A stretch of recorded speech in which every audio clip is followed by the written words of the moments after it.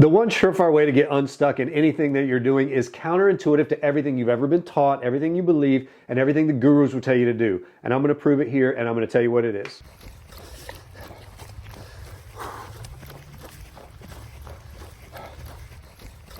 Hey, this is Kevin. How was that for a sell on the intro? Let's talk about being stuck, and I don't like that word stuck at all. It makes me feel a certain kind of way. I want to give you a very clear illustration of how you get out of being stuck and why it's important. Now, my whole work lately has been revolving around this idea. Let me paint you a picture. As hard as it may be for you to believe, my first job out of college was as an adventure travel guide.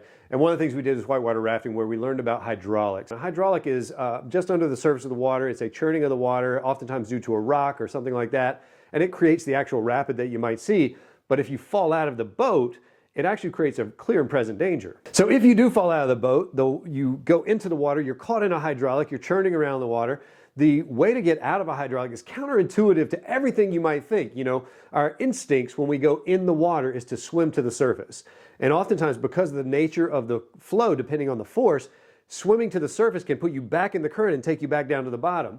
The actual way to get out of a hydraulic is, number one, relax. If you are stuck in a hydraulic, relax.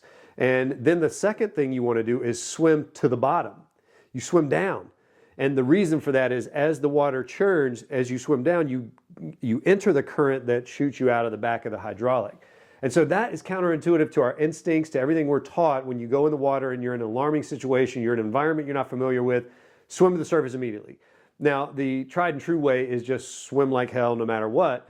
But if you relax, swim to the bottom, generally the hydraulic will shoot you right out. Now, I'm not going to get into every what-if scenario we could get into, because it was 25 years ago for me. But I do think that that theory is relatable to the kind of stuck that we're talking about in life. The hydraulic of career, the hydraulics of emotions, the hydraulics of relationships. I do think that the first step is always relax. Take a breath, take a pause, meditate, pray, whatever you do. Do that first. And then the second thing we do is normally the thing that we don't want to do, that seems counterintuitive. It's the hardest thing to do. It doesn't seem like we're going to get results. That's normally the thing you should do. So without further ado, let's go back to the normal Kevin, and he's going to tell you more about the hydraulics. So what does that mean? How do we take that information and parlay it into our real life? Well, think about an emotional hydraulic, a career hydraulic, a relationship hydraulic. You can put any word there. How do you get out of a career hydraulic where you're just going through the loop every time? It's the same thing over and over and over again. And you're fighting, you're trying to get it, you're trying to be successful, you're trying to do the thing. Well, the way to get out of it is take a breath, take a break, go on vacation, relax. The reason that works is because perspective doesn't happen when you're constantly looking at one thing, hoping to get a different angle. You know, if I just look at my hand from this side all the time, I never know what this half looks like until I relax. I step back a little bit. Then I can see that I can turn it. The emotional, the career, the relationship hydraulics in our lives are that way. They're churning us around and we're fighting against it, trying to make the marriage work, trying to make it work. Pause, relax, be a human. Ask them what they need. Ask them what they like.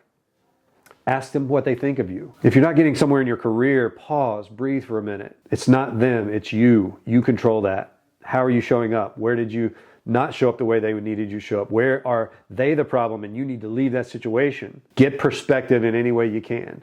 That's how you get out of it. The gurus won't tell you that. They'll tell you to fight through it, white knuckle your way through it, do more, get up at 4 a.m., do all the things. Bullshit. Don't do that. Go outside, walk barefoot in your garden. Watch a movie. Go to the beach, go to the mountains, go for a drive. Play the music loud, roll the windows down even though it's cold. That's how you get out of being stuck. Because being stuck is a perspective.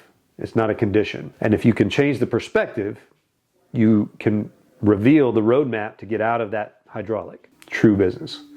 Put in the comments your perspective on this. If you agree, disagree, hey, I'm happy to entertain both opinions. But I want you to consider that if you're feeling stuck in any area of your life, I would wager that it's because you're fighting it, not because you're trying to get a new perspective on it. The only way to get a new perspective is to step back and relax and take a breath. This is Kevin. See you next time.